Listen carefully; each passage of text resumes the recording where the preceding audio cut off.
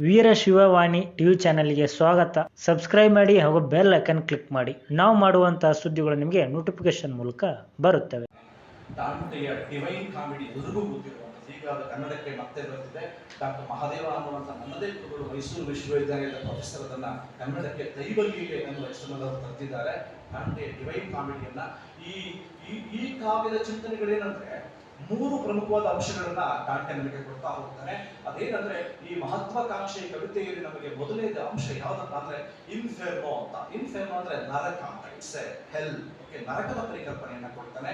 ಆಮೇಲೆ ಪರ್ಗೆಟೇರಿಯೋ ಅಂದ್ರೆ ನರಕ ಅಥವಾ ಸ್ವರ್ಗಕ್ಕೆ ಹೋಗುವ ಮುನ್ನ ಸತ್ತ ಆತ್ಮಗಳು, ಸತ್ತು ಭೂಮಿಯಿಂದ ಹೋದಂತ ಆತ್ಮಗಳು ಪರ್ಗ್ಯೂಟರಿ ಕಾನ್ಸೆಪ್ಟ್ಗೆ ಒಳಗಾಗ್ತವೆ.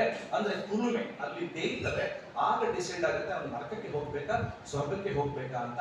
ಆಮೇಲೆ ಪ್ಯಾರಡಿಸೋ ಅಂದ್ರೆ ಜಾನ್ ಮಿಲ್ಟನ್ ಹೇಳುವಾಗೆ ಪ್ಯಾರಡೈಸ್ ಅಂದ್ರೆ ಸ್ವರ್ಗದ ಪರಿಕಲ್ಪನೆ ನಮಗೆ ಕೊಡ್ತಾನೆ.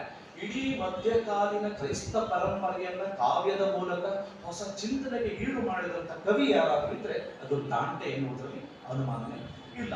ಆದ್ರೆ ದಾಂಟೆ ಅಪ್ಪಟ ಧಾರ್ಮಿಕ ನಂಬಿಕೆಗಳಾಗಿದ್ರು ಕೂಡ ಅವನಿಗೆ ನಮಗೆ ಬರ್ಕೊಂಡೇನಂದ್ರೆ ಅವನು ದ್ವಾಂಸರ ಭಾಷೆಯಾದಂತ ಲ್ಯಾಟಿನ್ ಅಲ್ಲಿ ಬರೆಯಲ್ಲ, ಸಾಮಾನ್ಯರ ಭಾಷೆಯಾದಂತ ಇಟಾಲಿಯನ್ ಭಾಷೆ ಬರೀತಾ ಹೋಗ್ತಾರೆ. ಇದು ಅವರಲ್ಲಿ ಬರುವಂತ ಒಂದು ವಿಚಾರ.